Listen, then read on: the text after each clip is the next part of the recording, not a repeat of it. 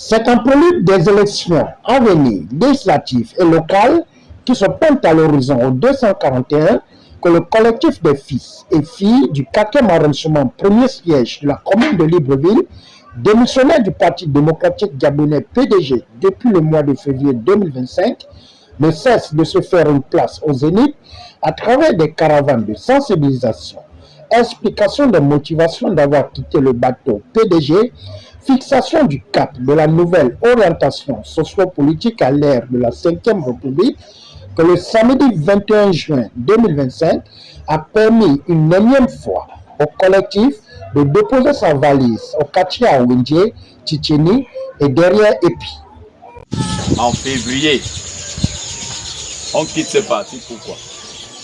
Le parti en lui-même n'est pas mauvais. Parce que d'aucuns diront que le PDG est mauvais. Non.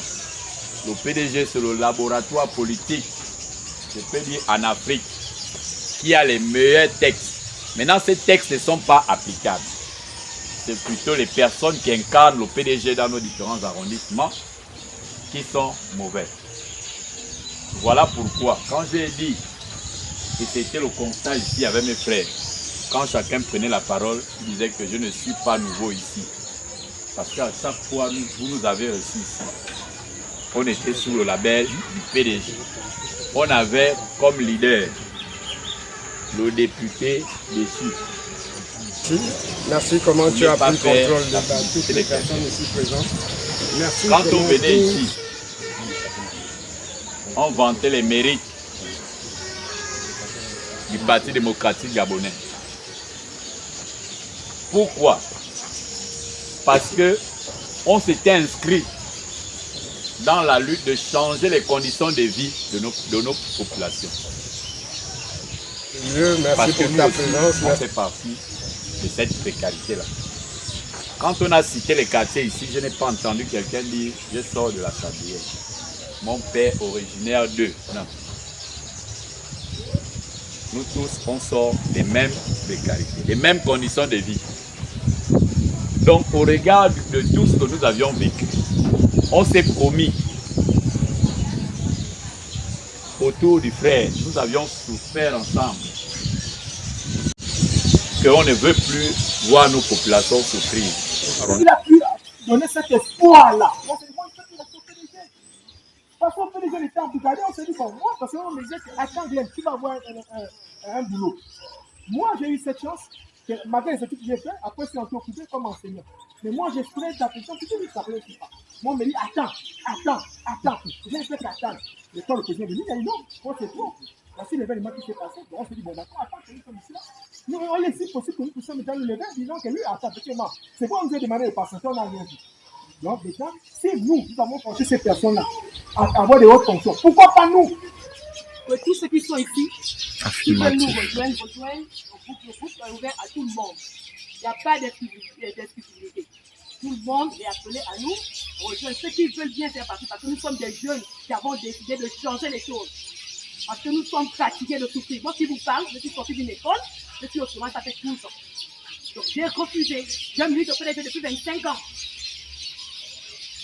J'ai milité. Et j'ai dit, c'est fini, je ne peux plus. Les parents sont morts.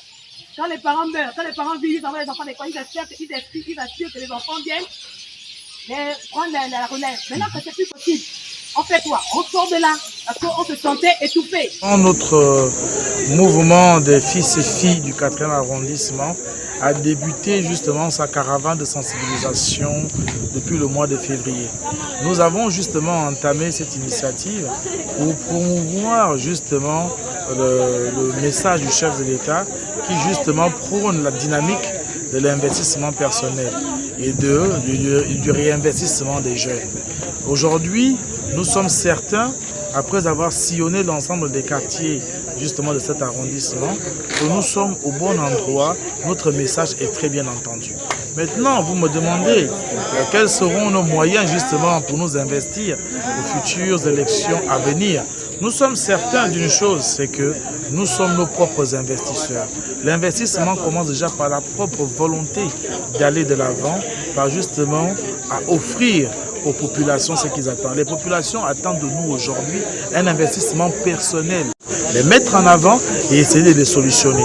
Nous allons le faire avec eux. Et c'est cette force-là que nous avons aujourd'hui.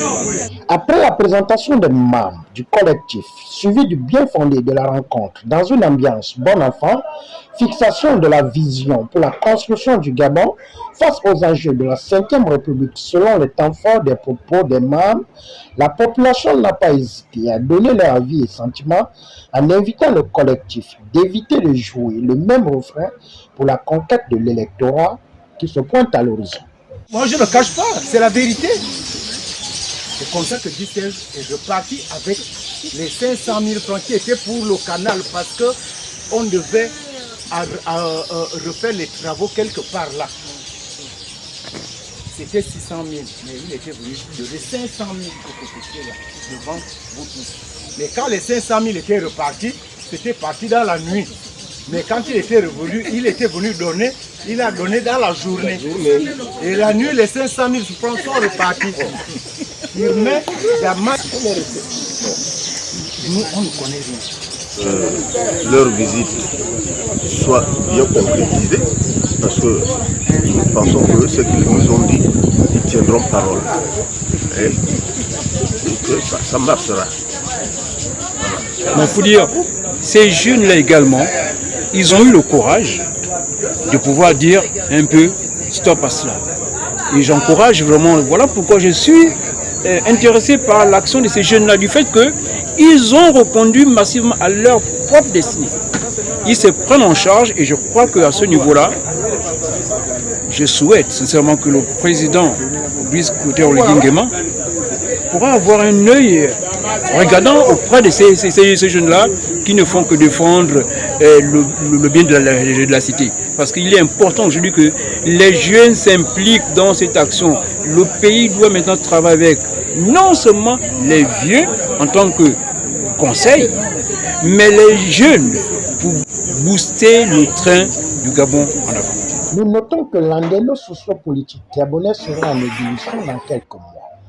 Et face aux enjeux, la circonscription administrative du 4e arrondissement, premier siège, jouera sa partition à travers le collectif qui ne compte plus porter les bretelles des vieux qui ont tant profité de ces jeunes pour se faire une vitrine.